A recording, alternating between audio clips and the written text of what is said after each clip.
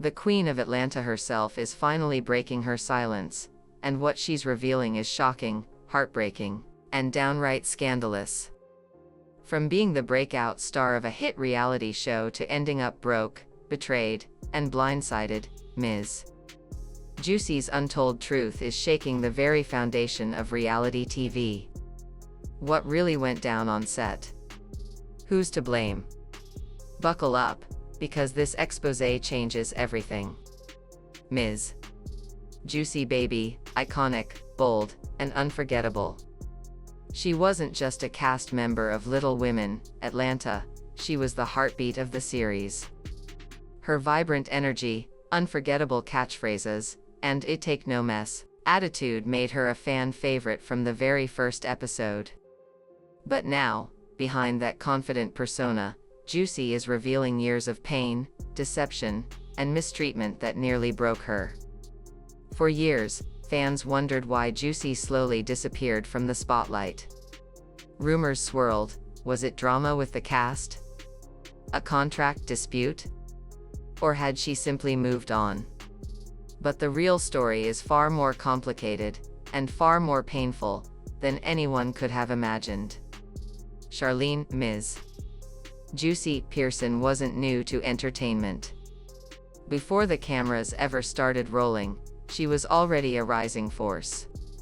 Born in Corsicana, Texas, Juicy was determined to build a life that defied stereotypes. Her big break came through radio. When she joined the Ricky Smiley morning show, she lit up the airwaves with her sharp wit, contagious laugh, and take-charge personality. It didn't take long before people started calling her the Queen of Atlanta. But with fame came enemies, and not all of them were strangers.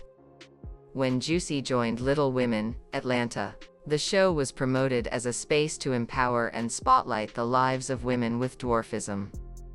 But behind the glitz, it quickly became a playground for drama, chaos, and producer-driven fights. And yet, in all the mess, one thing was clear: Ms. Juicy was the star. Viewers tuned in week after week for her. Her comebacks. Her sass. Her presence. She carried that show. Ratings climbed. Social media buzzed. Catchphrases like "Ms. Juicy baby" became pop culture staples. But as the spotlight got brighter, the shadows behind the scenes grew darker. Despite her influence, Juicy was never treated like the queen she was. According to insiders, she was tied to outdated contracts that didn't reflect her value. Newer cast members came in with flashier deals, bonuses for on-screen drama, and fresh perks. Meanwhile, Juicy's paychecks remained modest, her voice in negotiations ignored. Worse still, she was pressured to participate in storylines that went against her values. Juicy wanted to uplift, to portray the real lives of Little Women. But producers wanted fights, verbal altercations, dramatic breakdowns, and endless conflict. When Juicy resisted, she was iced out. They didn't want a mentor, they wanted a spectacle. As if that weren't enough, betrayal came from those she once called friends. Juicy had gone out of her way to help her castmates negotiate fair deals and gain exposure. She saw herself as a big sister to many of the newer girls. But when the producers started dangling more screen time in exchange for drama, some of those same people turned on her, feeding producers exaggerated stories, stirring tension, and leaving Juicy isolated and heartbroken. By the time season 6 rolled around, Juicy found herself sidelined. Rumors of budget cuts floated through the set, and despite all she had given, she was offered less than ever before. Her loyalty meant nothing. Her presence? Taken for granted. But things were about to get worse, much worse. While she battled for respect and fair treatment behind the scenes, Ms. Juicy was also fighting an even greater battle in private. In April 2022, tragedy struck. News broke that she had been rushed to the ICU. The official word? A stroke. Fans were stunned. Social media exploded with prayers, but the details were murky. Was it minor? Was it serious? The truth? It was devastating. Juicy later revealed that the stroke was severe. It robbed her of her ability to speak clearly and left her unable to walk without assistance. The once vibrant star, known for her bold voice and unstoppable presence, was now struggling to regain her independence.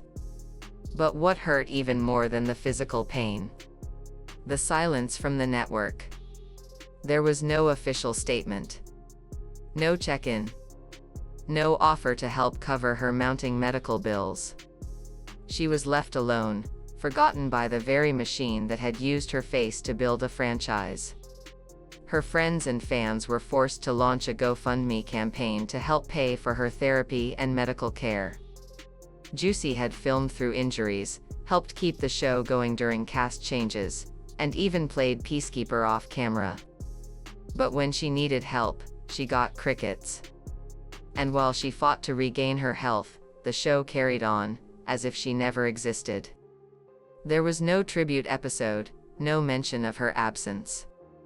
The producers tried to erase her from the narrative entirely. Juicy later admitted that she watched those episodes from her hospital bed, shocked and hurt, while rumors spread that she had been replaced, retired, or was simply too weak to return. But Juicy wasn't done yet. Months of grueling physical therapy, emotional recovery, and soul-searching followed. Slowly, she began to reclaim her power. Her fans never left her side, and her live videos on Instagram racked up views in the hundreds of thousands. The Queen was still here, and she was ready to return. But when she approached the network to discuss a comeback, the door slammed shut. Instead of her rightful position as a full-time cast member, she was offered a guest spot. No guarantee of episodes. A pay cut so low it barely covered travel. And even worse, producers used her health as an excuse. They claimed to be concerned about her stamina. But Juicy saw through it. It wasn't about her recovery. It was about control. They didn't want to invest in someone who had spoken out. Someone who had revealed the truth. In their eyes, she was no longer the marketable firecracker from season 1, she was a liability. But the fans weren't having it. #JusticeForMsJuicy began trending. Viewers demanded her return. They dug up clips, made tribute videos, and flooded the network's social pages with messages of support. Some even called for boycotts, accusing the show of exploitation, ableism, and blatant disrespect. Then came the twist. According to sources close to Juicy, another network reached out. A new opportunity. A show centered around her recovery, her life after the stroke, and her powerful comeback. But just as things were starting to look up, another roadblock. A non-compete clause in her original contract with Little Women, Atlanta. That clause? It prevented her from appearing in a similar reality show for several years unless she had written permission. So while her former show had cast her aside, they were still holding the keys to her future. A legal leash that kept her trapped.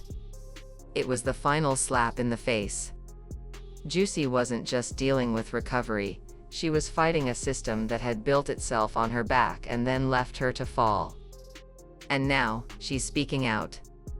She's telling her story. Not through a script, not through a shady producer's lens, but in her own voice. And that voice? It's louder than ever. This isn't just a story about reality TV. It's a story about power, betrayal, and resilience. Ms. Juicy gave everything to a show that gave her nothing in return. But she's still standing. And if the industry won't let her sit at their table, trust, she'll build her own. The Queen of Atlanta isn't going anywhere.